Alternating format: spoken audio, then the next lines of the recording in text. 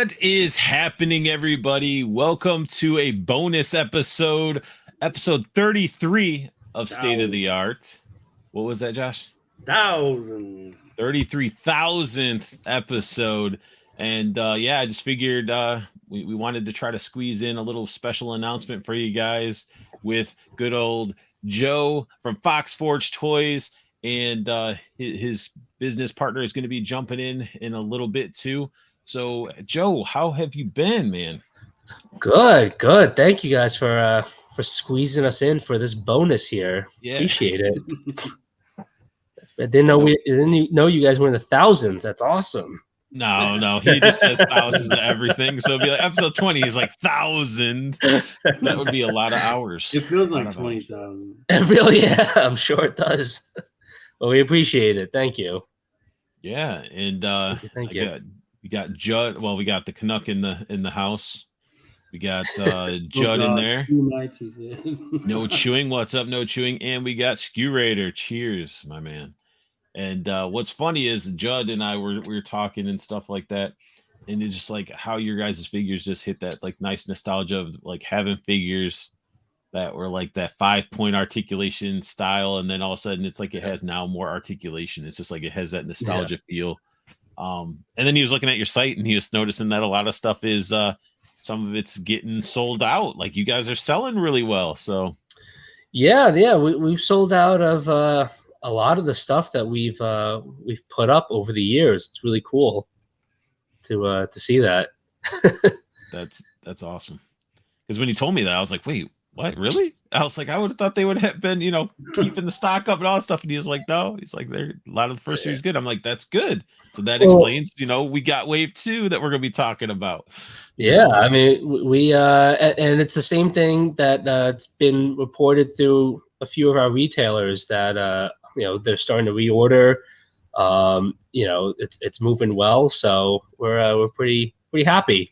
It's always awesome to see everybody get like a second and then a third wave, and it just keeps moving. Like that's I don't know, makes me happy.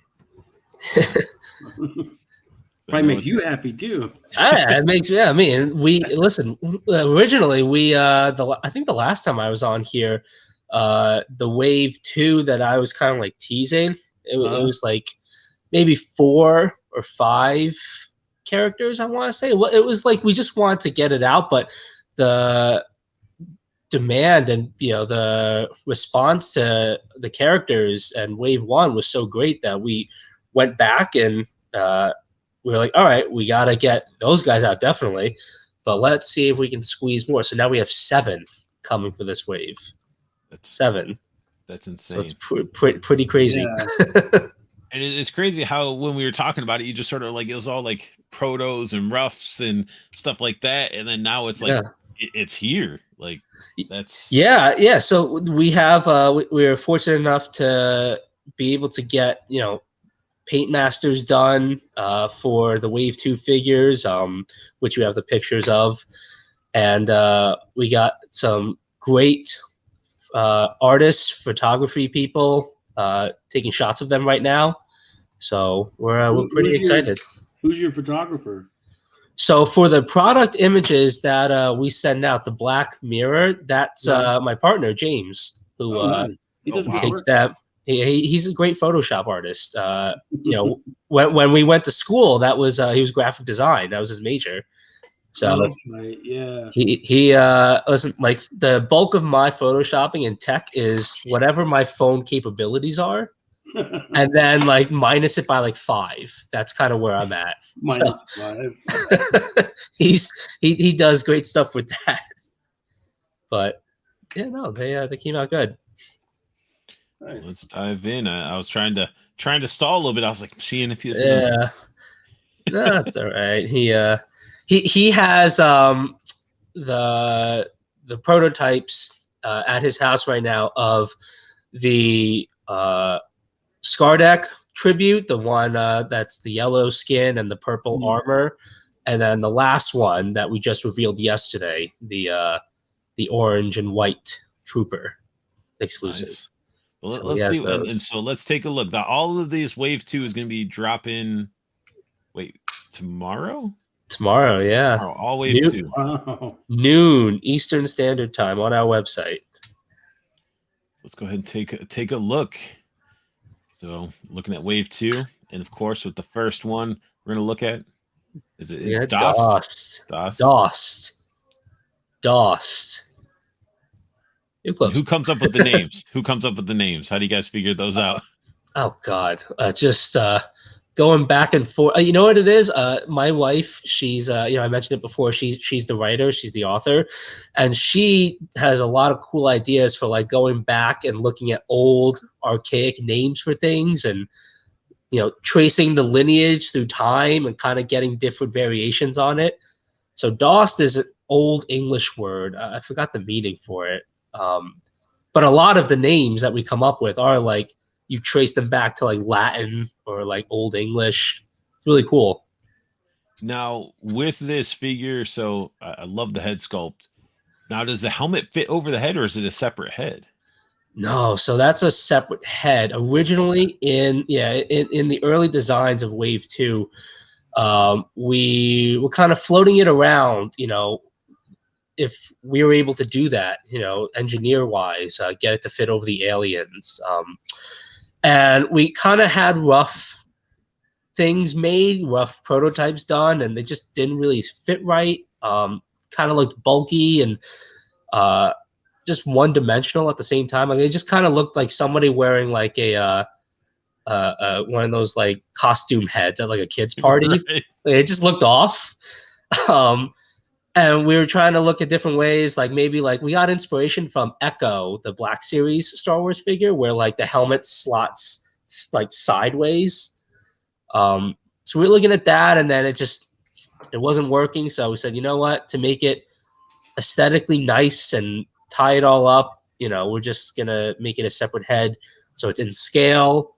And in the comics, you'll be able to see how like the helmets form fit over the heads. Oh, nice. Yeah. That's always a cool thing with the helmet fitting. That's what I thought. I love to see that. So when I was designing the helmets and doing the initial sketches, like I was looking at the ears and thinking about how those mechanics would come out and how it would be practical. Like that's a minute detail that to me is important. And so to James, it was important. And so we kind of we wanted to think of that, when we were doing them. And you guys looks like you even amped up the sculpt work even more, like on the arms, like for this guy, and the legs. It's a lot more detail to it. Yeah, we went back, and the factory's been great. We're very lucky and fortunate to have a really good factory that we have been partners with, and they they took all of our edits that we ourselves had for Wave 1 and that we got from the fans, customers, and they are updating the sculpts a little bit. They're also tooling up the torso. So we're going to try to get a little bit more of an ab crunch forward, but we're going to tighten it up too. So that was one of the things we wanted to make sure that nothing was flopping around. Like, it would be a really nice tight seal around that torso joint. Nice. So they've been really good. Yeah, this figure looks awesome. Yeah, he's and he was one of the early ones too. I think he was the first one we worked on, like, ever for the line. Then we get into Dread Ops Captain. Yes. And he uses very similar head sculpt. Yeah, it's the Black Ops colorway variant of the Dost character before. So we we're going through the story, and we're because like I said, we have the comic that we have coming out that we're working on, and we're just finding ways that we can incorporate aliens into this Legionnaire army. Because that's one of the things that I feel like growing up, one of my favorite things of Star Wars were the Separatists, like seeing the alien like generals. Like, I love that. So I love to see aliens on the battlefield commanding armies and moving people, strategically, and commanders. So that was a must. We had to put one in here. The Canuck being funny. He's like, with real anal probing action. Only with pre-orders on our website exclusively. Exclusive. And then he says, how much? Exclusive. He says, how much do these retail for? When are they available? Where can we get these? So yeah, no anal probing action, unfortunately. These will retail for the same exact price as Wave 1, $25 on our website. And the exclusives, the limited edition ones, the tribute series, those are going to be $30. That as at the end, and the blank, that's just the standard body like Wave 1, no paint, is still $15. So Nice. really tried to keep those costs down. No, that's awesome. Yeah, Staying true with what you started with, and staying around there. Yeah, this figure even all helmeted up. Yeah. Yeah, and I see what you're meaning. Like even compared to even the Wave 1 figures, because I can imagine you'd had to have done these helmets way bigger, and they would have been sort of really massive on the bodies. Yeah, I mean, his, believe it or not, didn't look that terrible. His issue were the ears, because the head itself would have had to have been, it's naturally a harder plastic, so the helmet would have been softer. But for the ears to, grasp around, and the helmet, it just kind of came out and gave you like a Dumbo feature. It just looked off. But we tried, and it's still something that we'd like to achieve with the deluxe figures that we have coming out. So I kind of want to do that, removable helmets again. Then we got Razak. Yeah, this guy's cool too. I love the green. I like the vibrant green. Yeah, he's. I think I told the story last time. He's got a special place in my heart for doing all of his painting during lockdown. Yeah. And this and that big storm took it out, and I had a flip out. So it's cool seeing the progression of the characters, to this point, starting from 5 points of articulation. Yeah, and I really like how his he helmet looks like he has a good attitude. Like he cracks jokes. Yeah. Oh yeah. Yeah, he looks like a motocross rider too, with how the helmet looks. That's exactly one of the references that I use, because growing up, I was a huge motocross fan, big dirt bike junkie. Like I loved watching, the games, and just I got that idea when I was doing the helmets initially for them. I was like, this guy, he's got a mohawk, with the horns. I got to go with some sort of dirt bike helmet, Yeah, and it looks good. Yeah, his was the one that when we were looking at the removable helmet idea, it just looked way too big. It was laughable, honestly. Like it was just way too big. Looks badass with the helmet on. Yeah. Same thing too. Like we're gonna explain it in the story. Like you're gonna be able to see him taking it on and off and stuff. So it's really cool. Then we got the Warcron Reaper. This guy is probably, I would say, when I saw these images of this guy, I was like, this is probably one of my favorite. Yeah, this guy, we've definitely gotten the most feedback from him, from our retailers asking questions about him. He definitely looks a little frumpy, looks a little mean.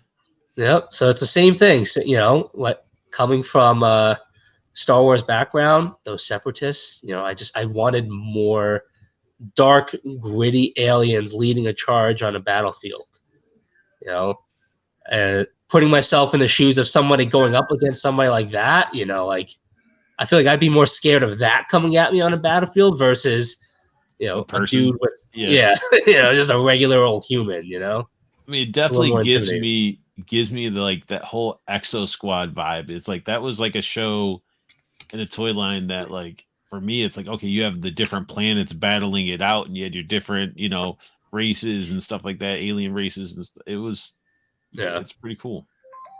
Yeah, I came from all of that, man. And my favorite, I think his is probably my favorite helmet of them. Yeah, it just the silhouette of it. Oh man, Really that like is dope. Yeah, this whole wave, man, is just it's impressive. It's very impressive. and we're trying. So what we're planning on doing, we're still working with the factory to include a couple things here and there as we go along into production.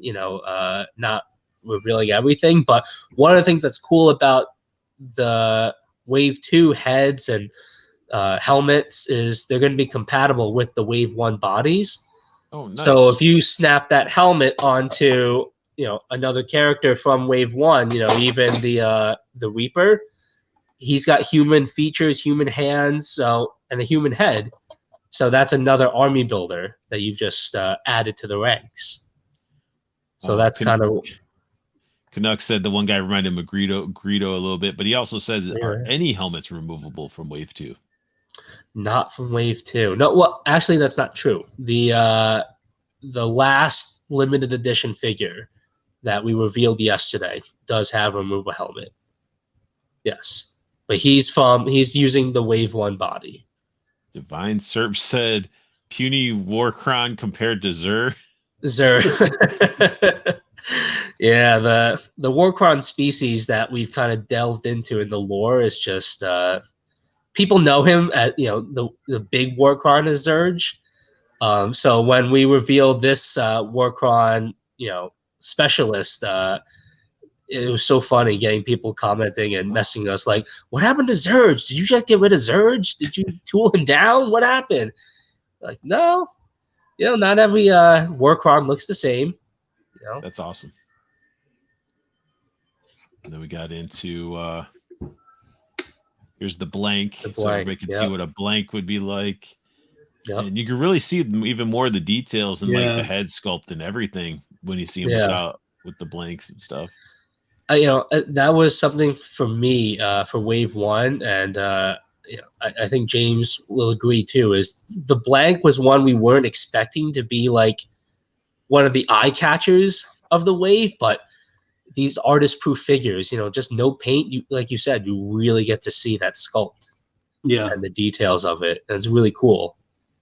And for anybody that likes, playing like Warhammer or doing like D&D miniatures and stuff, you can grab one of these, paint it up, and make it your own. Make your own army. Yeah, we've had one person in the chat right now, Divine Serpent Brandon. He's painted up some awesome stuff on these blanks, man. A lot of Warhammer stuff, some Sega stuff. Really cool. Ski Raider said, paint time, cool option. Nug said the website. FoxForceToys.com. There you go. That's it. That is it. And these will be going up later on retailer websites at a later date, which we will reveal. What's up, Unworthy?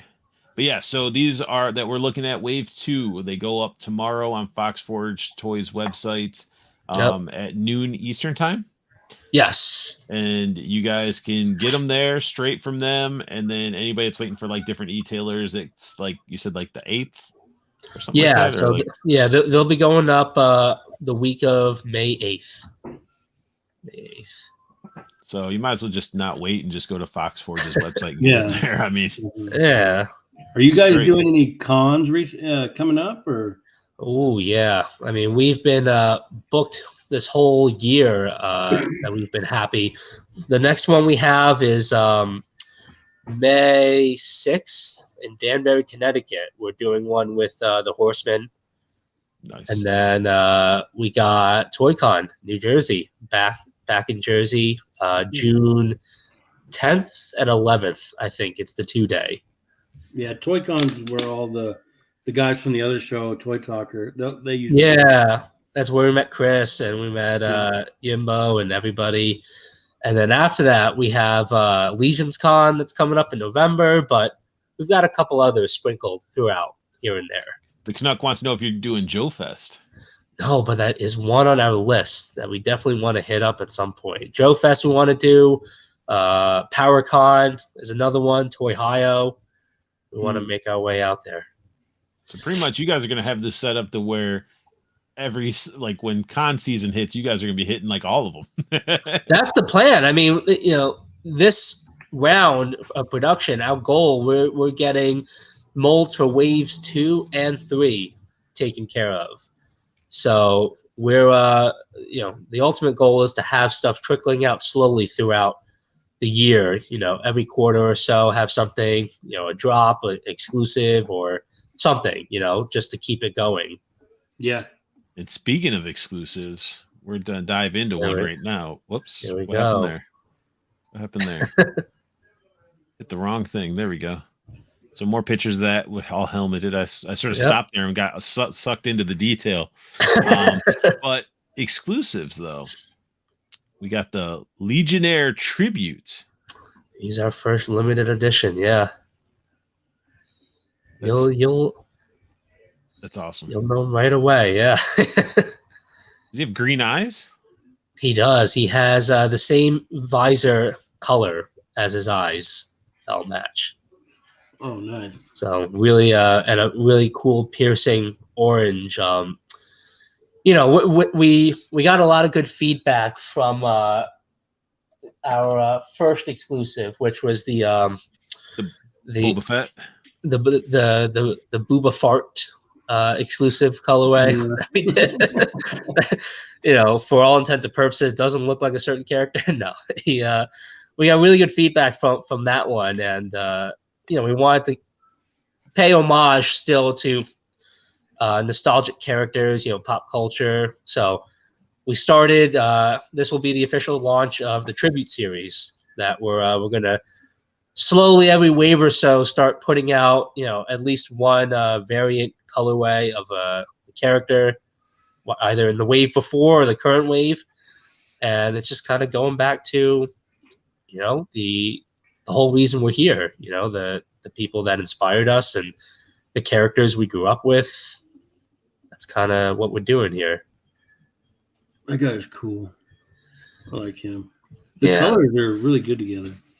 Yeah, the orange came out really, really nice, and the white too. The white. Yeah. I mean, it's just getting it and painting him up and seeing how he looks. The factory's going to do a phenomenal job with him, I think. Yeah. And especially with the armor too, because with the Wave 1 bodies, we had the factory go and put in like that metallic overlay on the different armor parts. So it's going to be the same thing here with this figure. Oh, cool. Yeah, it's going to look really cool. Then we got another tribute. You're doing 2 tributes. Shardek. 2 tributes. Oh, actually, yeah. My my partner James just said he's got it up and running. We'll have him join on in. Yeah. First time meeting James. Yeah, he's got the exclusives too. Yeah, the limited editions. So we'll look at these, and then what we'll do is then when he hops on, we'll just go to we'll zoom him, have him go full screen. Yeah. So. Yeah, they look really cool. Boom. There we go. A distant cousin of an evil skeleton wizard. Oh. Actually, Skelefart. We finally. It goes in line with your Booba Fart. Yeah, the fart series that's coming out next. Now, everybody give a round of applause for the other half of Foxforge Toys. We got James in the mix now. There he is. Hello. What's up, man? Nothing much. How are you guys doing? Doing pretty good. Pretty good. Being, all in awe of looking at your guys' wave too, and just how you guys have just evolved in just a wave. It's crazy. Yeah. No, it's been super fun process to do wave 2, especially with the feedback we received from the community regarding the aliens. So it's been a lot of fun for this wave. Sure. Since we're getting a Skelefart type of inspired character, does this mean we might be seeing like in the future plasma swords or some sort of weaponry like that? It doesn't necessarily need to be a lightsaber, but maybe like more badass than just a light beam. Yeah. we got a lot of cool new weapons that we're working on for sure. That will be in line with that. Got cool staffs. Got cool bow staffs and all sorts of different things. Backpacks. Yep, the backpacks. So I was telling them that you have the actual figures of the limited editions. Yeah. So let's see. So there's here's the one now. There it is. Oh, that's a lot bigger than I was expecting. Great job with. Yeah. You put the gloss where it needs to be, and then the flat where it needs to be. Yeah. And then I think the aliens are just a hair taller than Wave 1. I think just a tiny bit. Yeah, that's cool. It looks like that. Literally looks like a character that'd be beating Bucky O'Hare's butt. Yeah. Old school, yeah. Like that looks really good. And the I was talking with James actually. The skin color, like where it's supposed to be yellow. Here's another spoiler too. I'm actually colorblind, so like when I paint these, it's a little hard for me to kind of differentiate between like the colors. So I have like a lot of different lights on. So like that's orange, clear as day. But I guess the other character, the Skardek tribute one, his skin's supposed to be a little bit more yellow. So that's going to be cleaned up in the factory when we send that over. The ways the Legionnaires' eyes just pop, just look so good. I'm colorblind as well, Joe. Oh, it sucks. Yeah, but he does some amazing photography with this stuff too, with being colorblind. I'm like, that's crazy. Yeah, but sometimes I have stuff where people are like, "Why'd you make that pink?" I'm like, "What are you talking about?" What are you talking about? It's not pink. It's gray. Curator said that these will fit in with all kinds of lines. That's I think, an awesome thing about it. That was kind of the idea, wasn't it? Yeah, that's the goal, to have them fit in with Masters of the Universe, fit in with G.I. Joe Classified, like a lot of those different guys. And the aliens too, I think, even with some of the new indie figures that have been coming out, Spiro Toys, our buddy Jason with Animal Warriors, the aliens, I think will look really cool with them. Well, it's like back in the day when we had our cartoons, and then they do a weird crossover with something else that was popular at the time. Oh yeah, yeah. I mean, that's where the indie companies. I would surprised that nobody's really been doing that though. Like everybody sort of knows one another in certain ways and cross paths and all that, but I don't really see many people like, hey, I like your stuff. You like let's I'll make a like a tribute of yours to you, like a sort of like a trade-off type of thing. Sort of I wish that you'd see more of that. Yeah. No, for sure. I think that would be I think that would be a goal to eventually do that one day, cross promotional product with people that we've worked with, Plunderlings, Valaverse, like people like those. Yep, for sure. Plunderlings are great. I can't wait I'm waiting for my Plunderlongs and Strongs. I need that. I know. I got that email of the delay and my heart sank. I was like, oh, because it was twofold. One, being a fan, and two, knowing that they were probably feeling just 10 times worse. Because we've gotten those before from the factory, those delay emails. Mm-hmm. And so what were they thinking, like June, July? I think that's what they said. So it was like 4 to 6 weeks delayed. So probably around June, July. Yep. But, it's all right. You know, when you get it, it's going to be quality. Yeah. He puts a lot of work in. He's very meticulous about like the details and the quality of his stuff. So it's like, take the time with it, and sometimes factory stuff is out of your control. At the same time. Yeah, well, James knows that. James does the product management development over there, talking with the factory. So he knows all that better than I do. Yeah, nothing worse than getting a delay email. That's for sure. I think we lost count how many times we were delayed with wave one. Yeah. It was just The crazy. molds, and then the reduction in staff because we were doing it during like COVID. The height of the pandemic, yeah. So there was a lot of procedures that the factory had to go about, and then like all like the supply chain was all messed up with like the containers and stuff like that. So even though the production was finished, it was kind of hard to get those like the containers for it and stuff. Yeah. Yeah, so that was the things that you wouldn't think of that were that was the worst part, I think, was once it was done and then having them be like, oh, now we have to kind of wait to get a container ready for the figures. So they're just sitting there, and we're like, oh, I'll take a flight over there. Like I'll carry them out. Like I want to get these here. But it was all for the best, I think, getting that weight. It was just good that they arrived prior to the holiday season, because that was definitely always a good time to get your sales at that time. Yeah. Now, James, and I asked Joe this last time when he was on. So, as a kid, what was one of your first toys you've bought? And then it may not have needed to be your favorite. What was one of your first toys you ever had? And then what was one of your childhood action figures that you just loved that was like your favorite throughout childhood? I was like, when I was younger, like I was super like obsessed with like construction vehicles. So I had like all sorts of like Tonka trucks and stuff like that.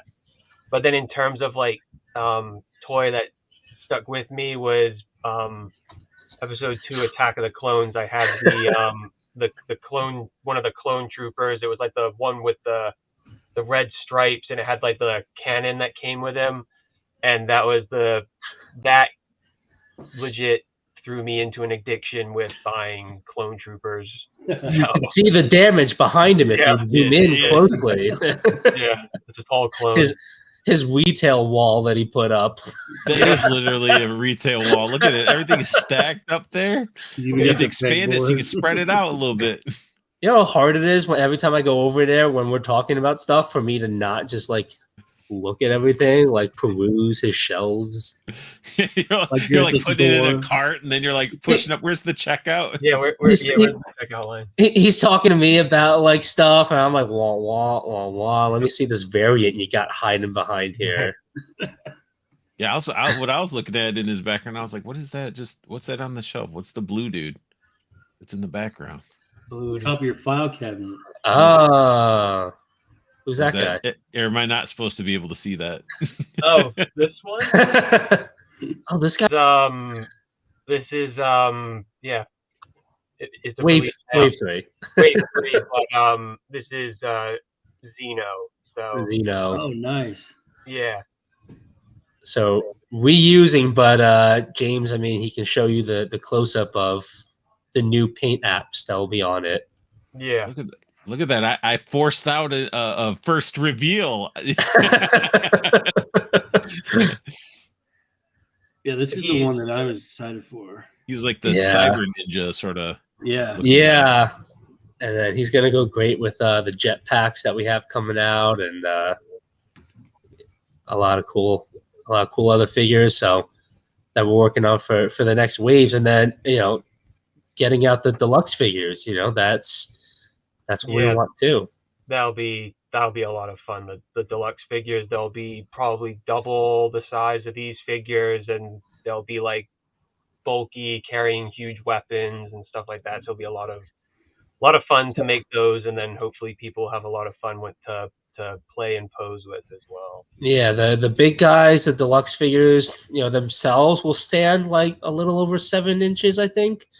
But then we have like add-ons and stuff that we want to try and work on, make them bigger, mech stuff, go crazy. That'd be awesome. Once you guys get that, like start getting that out, you guys need to do like a retro commercial to advertise all your figures. That would be so kids awesome. Just playing with them. Yeah. I think that's my favorite feedback. It's so weird, but that's my favorite feedback getting from like a little kid at like conventions and the shows that we go to. Like they see them and they're just in awe and like, whoa, these are so cool. It's like, yeah, they are freaking cool. That's what do they even make commercials for kids' toys anymore? I Like did just girl dolls and yeah. I know Jazzwares just did like a retro style commercial for some of their micro figures.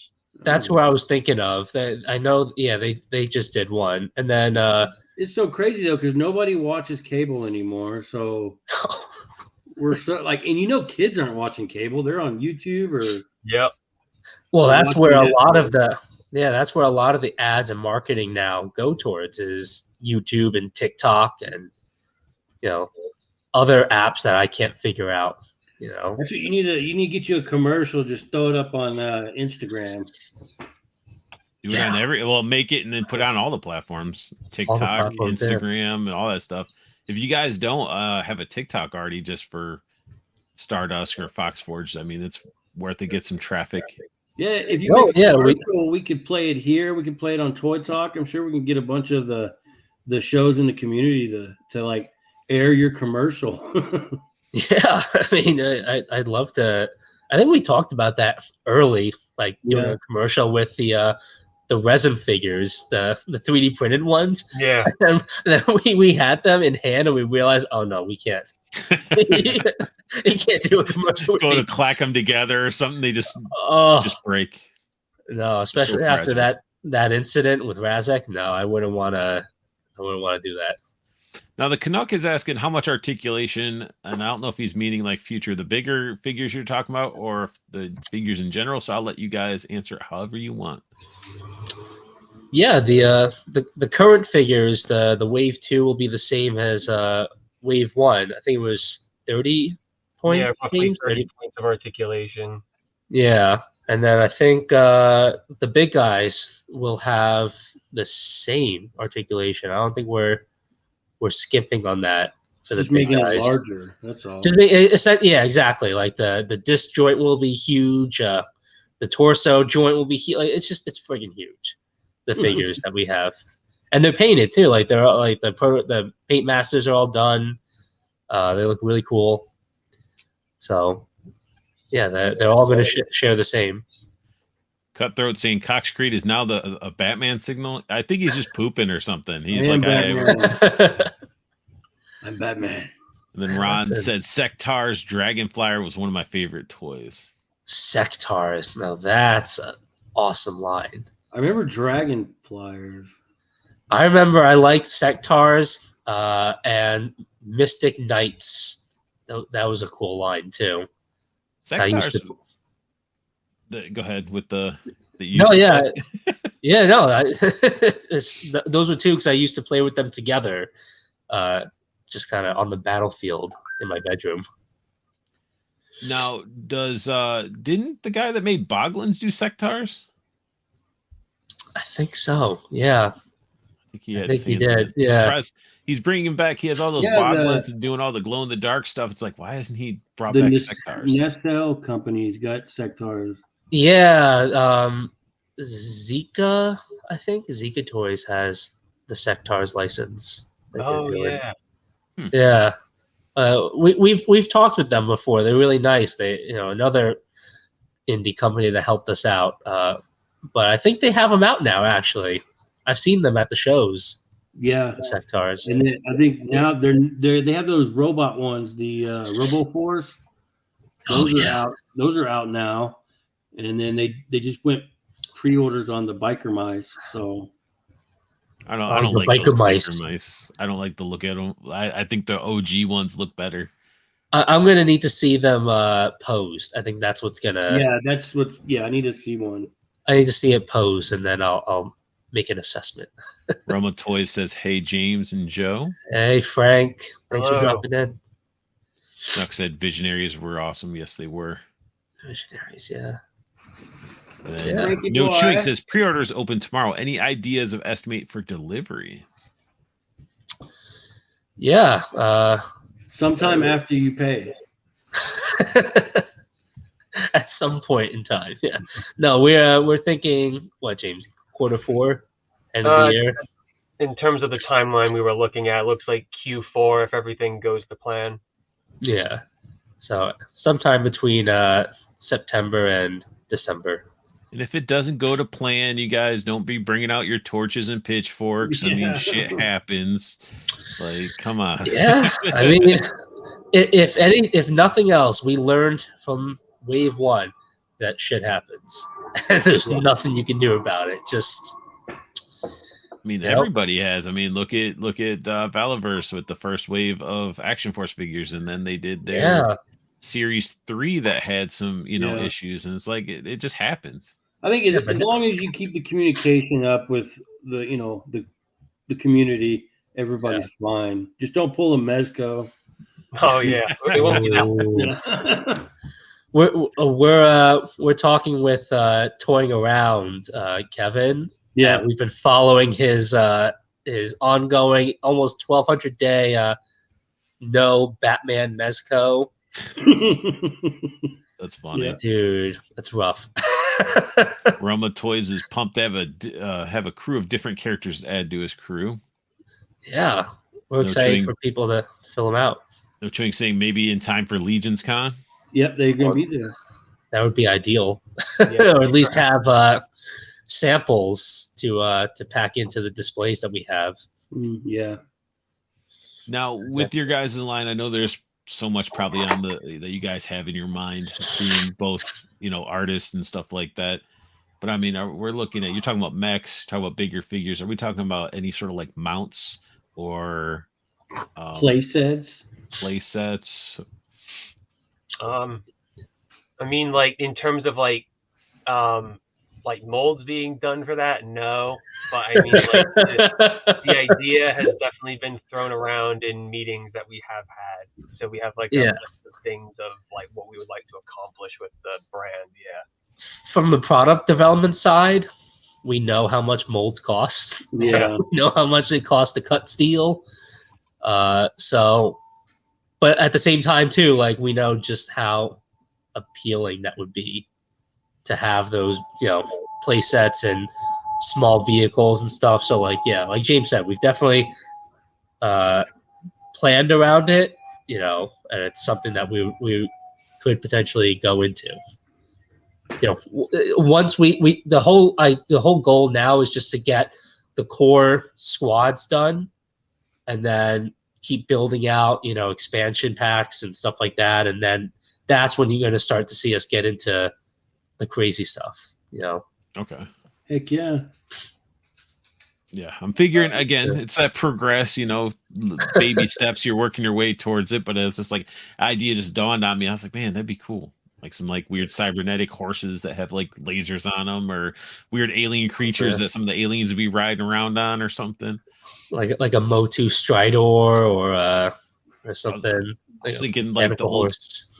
Art could whip you up a drawing of one of them in like what 3 hours, right?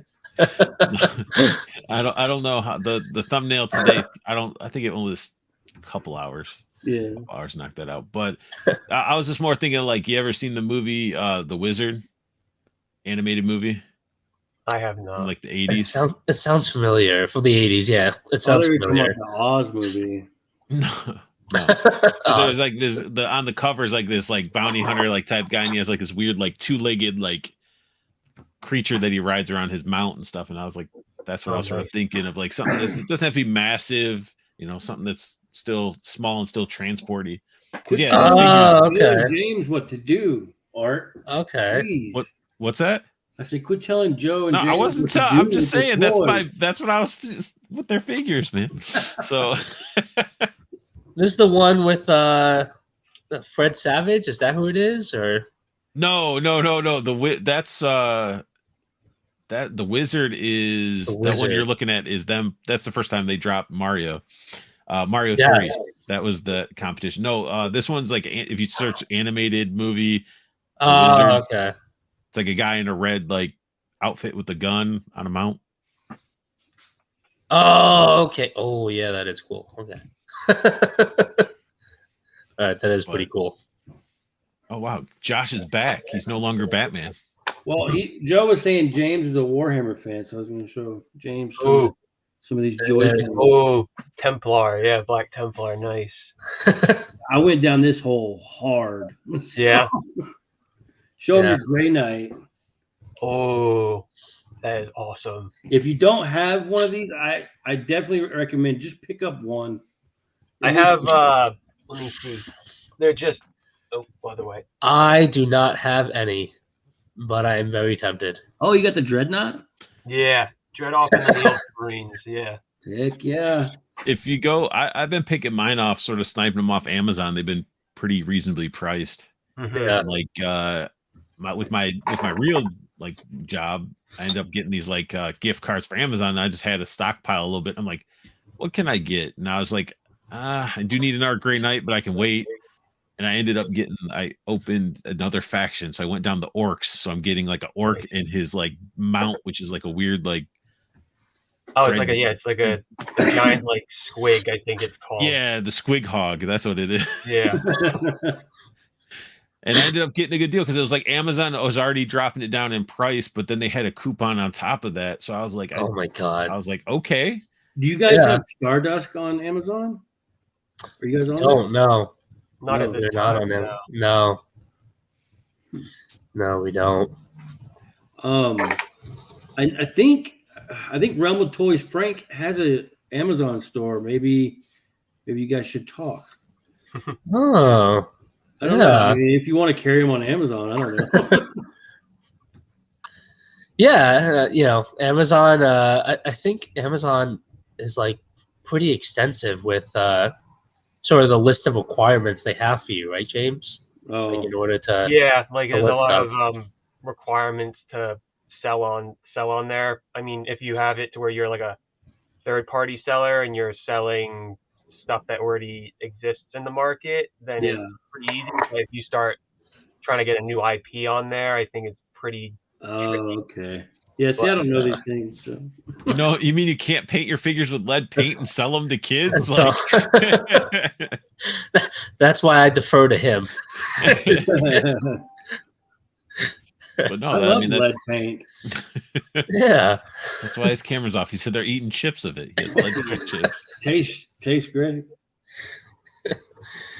But yeah. So and James, how long have you been doing I guess what made you start going down the path of wanting to do art and design? And I've always had aspirations to do like art and design. I kind of had an idea in like high school. And then when I then went to college, I pursued like graphic design and business. And then out of college, I then went into I worked at the Toys R Us corporate office, and that's where I basically learned how to make toys from the ground up and how to communicate with factories and stuff like that. So then when I met Joe in college and we were like spitfiring all these ideas off of one another, afterwards, I would, like, hey, I know how to do this. Let's, try and come up with something here. And then Star Dusk was born. That's pretty awesome. College buddies making a company and making action figures together. Yep. Both with artistic backgrounds, and that's awesome. That's like a dream come true in a sense. That's like what everybody would want to, it's like, hey, I create things and now I can create stuff and people can get it and then see people playing it and playing with it, doing photos and having fun with something you designed. I think for us too, it's especially cool because the four of us met at college, me, James, and our significant others, our wives, all four of us met freshman year. We were friends. And so now we're all part of this company. And I went back to the college recently.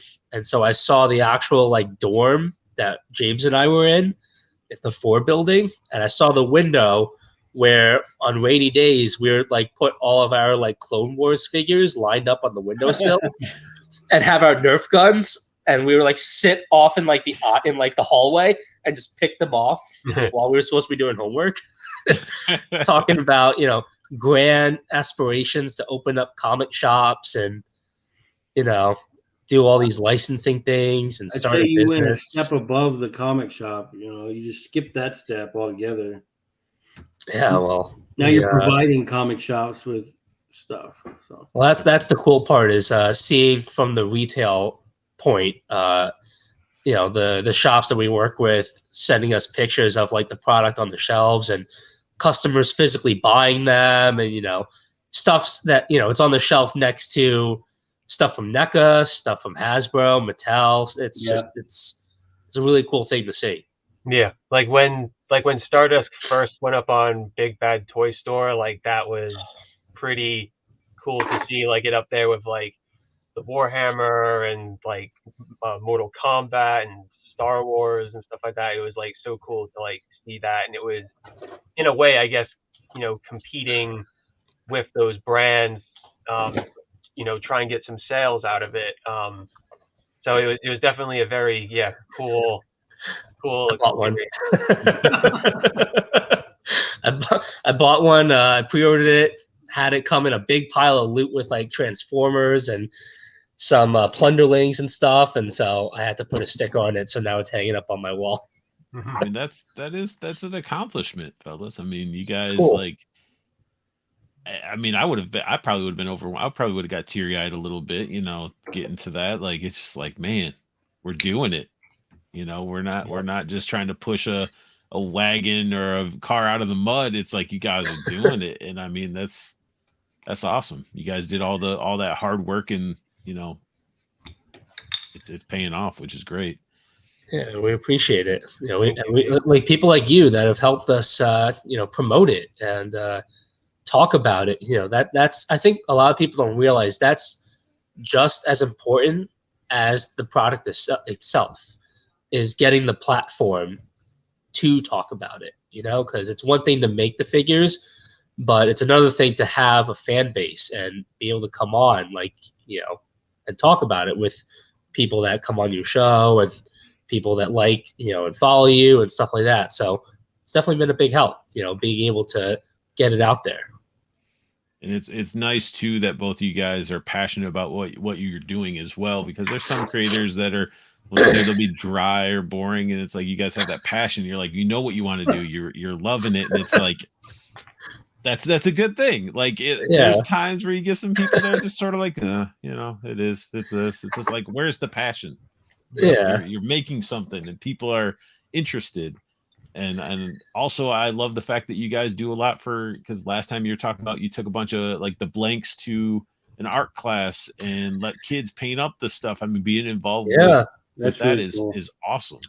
Yeah, and actually, funny enough, I was just messaging the same woman, my old art teacher, today, because she keeps sending me updates of the kids like working on them as like projects in between like their art stuff. So like, she's sending me pictures of one of them with like paint pens coloring up the figure, and another one doing like splatter art and stuff. So like, oh wow, it's cool to see the younger generations like get involved with the product and the figures, and it's something that she invited me to come back, and I want to come back again, do another talk, but it's just you gotta give it back to that community.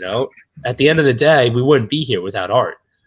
James and I wouldn't have the jobs we have to an extent without art, being artsy and loving that and doing all that stuff. And I think that's an awesome thing too, is like thinking back, like when I was taking our classes in high school, just having that like hands-on, like there's art supplies there that you can create and do stuff. And it's like, I can picture like someone comes in, here's some blank figures. You guys make it your own. Like, I think that is just awesome. See, I wish we would have got to do stuff like that in my school. Yeah. I mean, that would have been like the dream if somebody came in and just I think my 5th grade mind would have exploded. Right. If somebody came in and just handed out a free action figure and said, hey, paint this. You can keep it. Like, I would have lost my mind. Like, that's... Imagine Hasbro coming in with some blank stormtroopers or something. Or like, here, you guys can paint it. Like... I think for him, it would have been clone troopers that would have clone gotten troopers him. that They would have handed him a stormtrooper. He's like, no, thank you. Yeah, Stormtrooper? Nah, not TK. So you got clones back there? You got any clones back there, man? Now, do you guys think, like, with you guys letting the kids paint them up and all that stuff, you ever think about adding like a segment maybe on a website or something where people can see the kids painted up figures? Yeah, I mean, so she, my art teacher, you know, and you can like her stuff too and follow her name, Suzanne Lippe, Lippe, and Miss Lippe, yeah. It's taken me years to not make that joke in my head, but I still do it occasionally. Sorry, go ahead. But yeah, she'll post occasionally, you know, the kids' projects and whatnot. So I think that'd be cool to see what they're working on. You know, I plan on coming back and bringing more stuff for them to play with. You know, the last time I was there, they were working on the communal figure that that's everybody's painting on that one, right? that I brought in. Yep, and that's the one that was left behind for them to piece apart. So like one girl in the corner was coloring a thigh, one girl in the corner was coloring a chest piece, and so she's kind of, you know, been giving me little updates here and there. But I want to go back and see what they're working on. But I think that would be cool for, you know, her or us to post an update like that. I'd love to. I mean, I think that's, you know, you post it like crazy, because I don't think a lot of people realize what you guys are doing on that side of things. You know, I think it's an awesome thing. Like, it's just like giving back, and kids get, you know, that's opportunity to inspire. You know, here's this, do something. Next, you know, the kids are going to be asking, you know, I want to do this forever. I want to be able to make my own toys. And you guys have the knowledge and know how to be like, yeah, you know, this is what you have to start. Lots of money to start, because molds are expensive. But yeah, just don't go crazy with the molds the first time around. You know. But I mean, and it works, and it's, you know, repaints are okay. You know, it's like this. You gotta do what you gotta do to, you know, create the funding for the next step, which is awesome. I think we need a T-shirt out that says that repaints are okay. Yeah. I think that needs to be there a thing. You go. That could be you with your guys' comic. Add that like advertisement insert in there of like repaints are okay. It's like a political ad, right? Make repaints great again. It's okay, you know. That would be hilarious. But that's something too. Like, I don't know if like some people don't really go that extra with some of their comics. Like, I guess advertisements could be annoying, but it's still fun. That's like, all right, you got some space. Like, why not do one of the old school comic book ads in there that, you know, not if they're in good taste. I mean, I don't want to see, you know, Blue Chew advertisement or anything. No, I don't think that would fit into a Transformers comic. Or would it? Oh, maybe. Maybe Deadpool. Yeah. What's their advertisements in comics where you get X-ray vision glasses and like all this like cheapy stuff that they wanted you to order? I have vintage comics with cigarette ads in them. I have old 60s Marvel comics with like Joe Tobacco in there. They're like, hey kid, when you're done reading the comic, we'll get you a pack of Joes. That's funny. But I mean, he was sort of like a comic-y designed character. Yeah, I mean, I think, and James has more insight on this, I think, from an ad perspective. I think they're important in comics, you know, to a certain extent, the ads, the advertisements. Mm-hmm. I mean, the ads that we were targeting for our comic was involving like a lot of like stuff that we felt was that would help accent the brand, like comic book shops and other online retailers and stuff like that.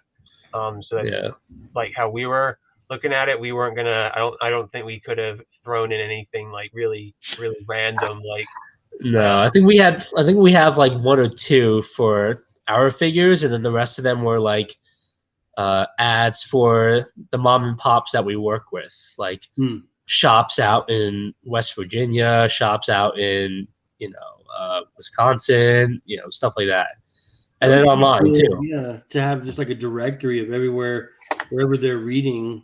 Like, okay, I'm near that. I can go to get my stuff there. Yeah. I mean, I think I said it the last time. It's just as important for us for a customer to go to their local shop and buy the figure than it is for them to buy it on our website. Because so much funner to find it in person. Yeah, of course, and that's why we like to do the shows and conventions and stuff. Because, I mean, the sales when we go there are, they're always a good time for us. But it's more so like getting people to hold the figure, and then you see the split difference between like, oh yeah, that's a cool figure in the packaging, and then them holding it like, oh okay, yeah. That's different. Yeah. Plus, it's like at a convention too. You'd be walking around, and then you just see something. You do that like double take, where it like just snaps your neck. You're like, wait, what is that? Let me go check that out. Let me go over there right now. And yeah, I think that's also a fun thing about seeing stuff in conventions. The first time of like maybe nobody's ever heard of your brand or anything, and they just see it for the first time, and that alone just lures people in. and we do a little bit of marketing on our end. We have bright orange retail bags that we give with each order. Oh, nice. Just kind of, so at the one we did in February, ZoloCon, by the end of day 2, you just saw like orange bags like floating around like the venue. There you go. That's smart. Like, oh yeah, that's cool. That's smart. Instead of just being like a basic like grocery bag look, it's just like super bright. Yeah, like have a nice day. Thank you for your business. It's just, orange. That's it. Well, fits with the Fox Forge Toys logo, Yep. Yeah. All about the branding. All about the branding. Yep. Now next conventions you have to have somebody with the real brand heating it up with the Fox Forge logo and just start burning it into people. Well, we do have a giant fox helmet head that we could bring in. Yeah. Wait, does that mean in the future we might have a Fox Forge Toys designed figure? You never know. I mean, if you got the helmet, I mean, it could be foxes in space. You never know. Star Fox. Yeah, Star Fox. Oh, there you go. Yeah, barrel roll. Go barrel roll. I think if a cross from like it's never gonna happen, but if a cross promotion of like that would just be so cool. Stardust meets Star Fox. Yeah. I mean, they look really close. They look pretty similar. Yeah. They can Yeah, fit totally. You need to make the frog guy. I think all I'm doing right now is I'm convincing myself to go and buy a Star Fox figure right now after this ends. I don't even know where you would get one. It's been so long since they made one, hasn't it? Yeah. Maybe Jack's Pacific made it a while ago. I think they're going to make it because they made, Seamus, and Link and all them. I bet you they'll be in that line soon. I think they did do it in that line, if I'm not mistaken. And then the other Foxes you'd have to get were like Amiibos. Yeah. Or Super Smash Brothers. Yeah. But yeah, so lots of awesome ideas. And that would be a cool idea since you already have the Fox sort of helmet.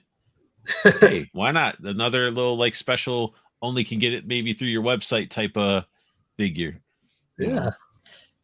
And again, cool. As long as we don't have to do too much new molding. It all goes back to the molding. Yeah. Man, they need to drop the prices of that stuff so then more stuff can get made. I mean, I don't know, James, correct me if I'm wrong, that's where like the bulk of that tooling cost come from. Majority. Yeah. When you see like Kickstarter campaigns asking for, easy math, like 100,000 or something like that, majority of that is for the molds, and then 25% of that might be for like the production. Yeah, you don't want to buy that Star Fox figure.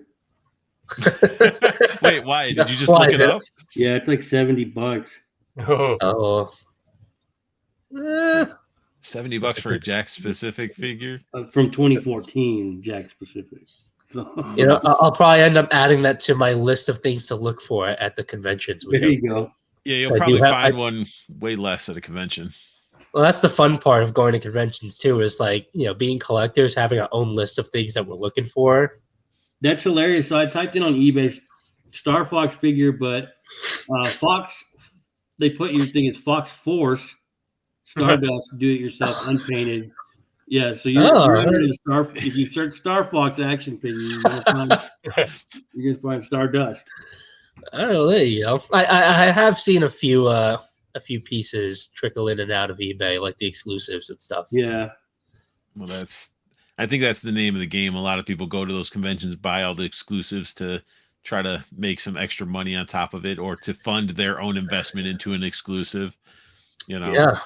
I mean, with Booba Fart, the last wave, we couldn't keep them in stock. Like that just went so fast. Oh, yeah, he's on here.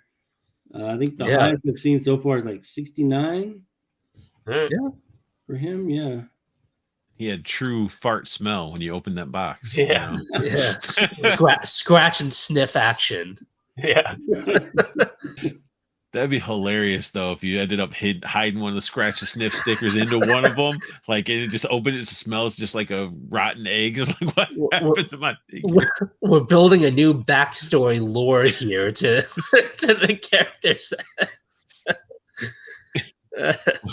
Wait, Unworthy Collector said, exclusive scalpers are a problem. Thank you for coming to my TED Talk. Yes. And that's why we also had a case of them for ourselves to sell on our website at retail.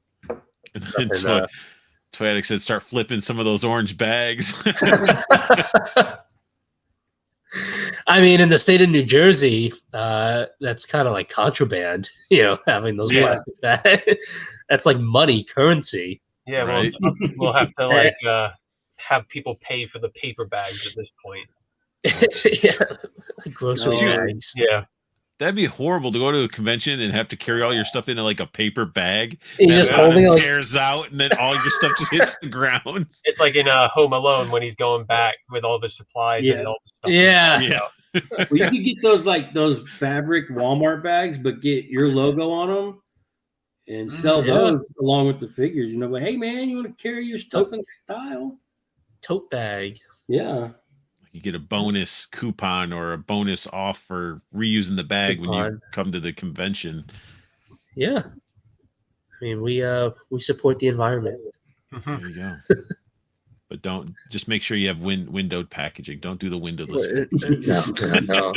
I'm very happy as a collector that's coming back. Yeah. Say what you want about the environment. We want to support it, and I'm glad that they're doing the less plastic. That new one they're doing, but just some of the stuff I've seen has been rough with that windowless packaging. I mean, I dodged a bullet on my Outback in CoverGirl, but unfortunately, my Lieutenant Falcon, you can't dodge that bullet. He got hit with an ugly train, like hardcore. Yeah, I mean, my Sergeant Slaughter had some pretty rough paint on like the torso, the chest. Oh man! So I just put an AEW. That looks really good. Yeah, I just put an AEW jacket from CM Punk on him. Yeah, covered him up. I didn't realize their soft goods for their AEWs were that. They're very form fitting. Yes, they are. Like if you're an in-box collector, and then the figures on like the little retail thing I have there. I put the ones that have no window behind them because I was just like, I need to see the physical figure. But then I think to myself, like, for all I know, I haven't even opened the box. So for all I know, there might be a figure in the box to start with. Yeah, you got an exclusive figure. Yeah, you got a pacifier in your exclusive box. Yeah, right. It's a possibility. When I ordered the Viper 3-pack, somebody swapped out the unique Viper and for a Cobra Island Viper, and I'm like, well, that's stupid. One, the Cobra Island Viper is worth more, but still worth more. Yeah. I had to reach out to Amazon and be like, nope, I need a new one. And it's just, it was just a pain. Oh, and they took all the new weapons and effects as well. And I'm like, scalpers are bad. I think fig swappers are the worst because that's like that just devalues the whole thing, like the packaging, and devalues obviously the figure that's missing. Like it's just become more rampant with the windowless stuff, you know. Well, and I've seen they're easier to steal too because the plastic you can't just like poke your finger through it. Yeah. And I've seen those what was it, the Miyagi-Do Power Rangers and stuff. Yes. All they did was just put their hand through there and steal the whole figure, and it's gone. It's gone. Yeah. Well, I see that with Transformers. Transformers, they have a window, so to speak, but no plastic. Right. Yeah. So I go and I look for them, and they're like pieces literally whipped out, like somebody took time and just whipped it out, or they cut it and took it out. So it's unfortunate. I'm glad that windowed packaging is coming back from a collector standpoint. Definitely. They're like, it's gonna be window, but not with plastic. It's just all of them are just gonna be open. Yeah. I mean, actually, with ours, it's gonna be the window is gonna be a little smaller. We're bringing it in for Wave 2, so it's not gonna be exactly the same. So we will be using less plastic. That's good.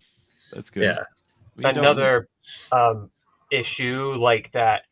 Obviously, the factory that we work with is like great, but like do you remember when you have windowless packaging, the factory can like really like screw you over in terms of like quality control because they're physically not seeing the product when it comes to inspection. So a good example would be when Hasbro did the army builder packs of the stormtroopers. Do you remember? Like a lot of those were missing like black trim across the top of the visor. Some were missing like eyes, like the black for the eyes and stuff. Oh wow! And that was because they didn't have the windowless packaging. So that is like another thing that can occur as well. That the factory can get lazy or try and finagle through ways to get more. Well, yeah, because once it goes down the assembly line, it's like somebody painted it, then somebody bags it. So as soon as it hits the bag, all the quality controls out the window after that, because then it just gets more and more covered up. So, yeah, it's one of those things that we've realized. It's just the nature of it, the industry itself. If the factory can find a way to cut their own costs and limit their own, so to speak, quality control, they're going to do it. It's just one of those things. It's not unique to any factory, any product team. It's just across the board. And then when it comes to like your production order, like it's near enough impossible to get a fully like 100% like safe production order to the doorstep, because you'll have it to be where if there's thousands of pieces, quality control will be great, but you might have it where it gets damaged in shipping from like UPS or FedEx, who's ever handling the product. But then also like the fact we had Joe and I and our wives, we went through the entire production order and we had to pull some boxes out because some of the figures were either missing accessories or helmets. So we put those ones to the side so that we're not shipping those to customers. And then we're going to figure out how to deal with those damaged products later. Maybe we'll just sell them at like a super discounted price. But we just did that for a lot of them, the bruised figures. Yeah, that was like we went through the damaged packaging to where it was legit. Someone looked like they treaded on it. So we took them out of the packaging and we just put them in a nice plastic bag. And we're like, hey, figure's great, just no packaging. So I remember looking at some of them, like that had to have been a disgruntled employee, like just super fed up with his day. Like he just got off the phone with a big fight with someone, and like he just Macho Man Randy Savage elbow dropped this package to where like the box itself was like crushed inside, and then the outside was just like whipped and like looked like hyenas got to some of them. We were like, what the hell happened here? Figure was okay though. Yeah, like the figure's okay, you know, but like James said, there were some that were packaged upside down. That I actually have one over there, like packaged upside down. Some That's crazy. No helmets, some with swapped thighs, like 2 left feet. Like it was just, it's one of those things you can't avoid it, you know. As best as you try, and we did. Like we did a lot of rounds of quality checks with the factory, the production team, and a lot of video calls James was on with the production manager, and you can't avoid it. You know, it's just the nature of it. Yeah. So you call and be like, "You do it again, I'm going to burn your factory to the ground." You know? Well, James has a certain nice touch that I lack when it comes to speaking with the factory and stuff, because I just don't have the patience for a lot of that stuff. Because to me, like, I come at it like I want to see my product being done correctly and right, and I just get so like angry. Like when we saw those things, I was like, "Are you kidding me? Like, come on! Like I'm making mental notes. Like I'm gonna fly out to this place. I'm gonna go visit him. I'm gonna talk to him." Like I was just getting so mad. He was like, "Let me deal with it." James is like, no, I got it. Calm down. Yeah, James was like, let me deal with it. Yeah, it's just like, yeah, the factories, like when I was working at Toys R Us and a couple other places after Toys R Us went under it, though not the Fox Forge factory, but these other factories you'd work with, they would throw you some like crazy curveballs that you would have to figure out and be like, no, you're not allowed to do that. You have to stick by what we're saying. You can't change the material. We want this material, yada yada yada. But going back on like the shipping part, one of the craziest things is like I was like, you know what? Can you please like double box the production order, and can you like throw fragile stickers all over it? That way that, you know, when the associates are handling the production order, like when it's going through transit, we'll have less damages. So we had like a couple cartons that came a bit damaged, but it wasn't really anything excessive. But it was the part where the UPS truck physically backed up and started to unload it. This UPS driver was just like throwing the boxes, and I was like, oh my god, they're all just gonna get destroyed here at the doorstep. It's all the way from China, and it's gonna get destroyed here. Yeah. Dude, UPS is the worst. We have a UPS office right next to where I work, and you can see them at that time of day. How they'll cart them out to the back of the UPS truck, and then they just start throwing them in the back. Yeah, they give no shits about that. Yeah, like, who are you picturing that's making you so aggressive at noon on a Tuesday? Right. Like, what's messing that up for you? It's not even Monday, Jesus. Yeah. It's not even Monday, dude. Like, these are toys. Like, be gentle. Rumble Toys is saying you guys are going to be at Legion's Con this year, right? Yes. Yep. Yes, we will. I forgot. I think they're still finalizing the tables, but we have our booth picked out and set. Yep. So we will be there, hopefully with some cool stuff that we can show off, some samples. Unworthy. He's just learning, listening, and admiring my beard. Thanks, man. But well, I guess we are hitting towards the end, and everybody that's checking out the stream after the fact, I mean, you guys are going to be able to get a hold of all of these figures that we've shown today, Wave 2, the Star Dusk, at foxforgetoys.com. The website will be in the description below, starting tomorrow, 12 p.m. Eastern. Yep. Oh, yeah. Don't be one of those people waiting until the week of the 8th and like, get them on Fox Forge. That way you get a better deal. Get them while they're done.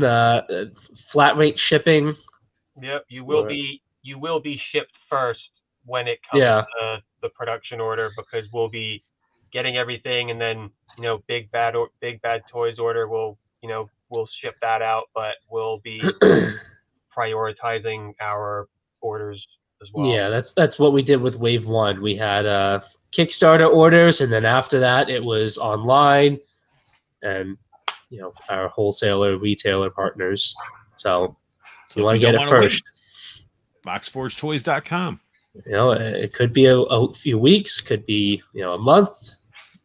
Who knows? Don't know. But it's definitely been a pleasure having you guys on. First time for James. Hopefully, yes. next time. James, you got to come more. Yeah. No, yeah, for sure. Yeah. Definitely enjoyed this. Sorry I came late. I was like, my internet just crapped out, and I was like, why at this time? That's how it happens. I'll be in the middle of doing one of these streams, and my stuff will crap out on me, and then Josh is left there like, okay, I'll deal with it, and then I'll pop back in. I just start dancing or something. Isn't that how it goes? We all have mortgage payments sitting on our walls and our shelves, and it's the internet that takes us out. Yeah. Right. That's the thing that gets us going is the internet routers. That's true. But we appreciate, like I said, you guys taking the time to do this and helping us, plug the wave, make it successful. That's important. Well, we like having you guys on. I know Art does for sure. I definitely do. That's why I was like, I'm gonna squeeze you in before they go live on Friday. And I told Josh, I was like, hey, after our stream, we got another one the next day. You okay with that? It's like, let's go. Well, he said it was Fox Forge. I was like, okay, yeah, I can do that. I was gonna tell him no, but I didn't. Yeah, I was like, you guys. I was like, yeah, I can do that. Yeah, and it's always nice to have a good stream before the release of your figures too. So it's like, we appreciate it before the drop. And this is the first podcast that we're doing. We have a few more scheduled after the fact, after the drop. So this was big for us. We appreciate it. Hell yeah! Awesome. Thank you. So you guys know where to find Cox Create. Instagram, Toy Talk every Monday. He's on my State of the Art on every Wednesday. And you might have random bonus episodes. Maybe that might happen, I guess, if I got to squeeze people in. But you guys know where to find me. But to find Fox Forge, all their information will be down below in the description. So make sure you guys check it out. And don't snooze on these pre-orders because Wave 2, as we look through them, looked fantastic. So as I say with all my streams, I want you guys to have the best luck hunting. Keep on collecting and have a beautiful day. Thank you.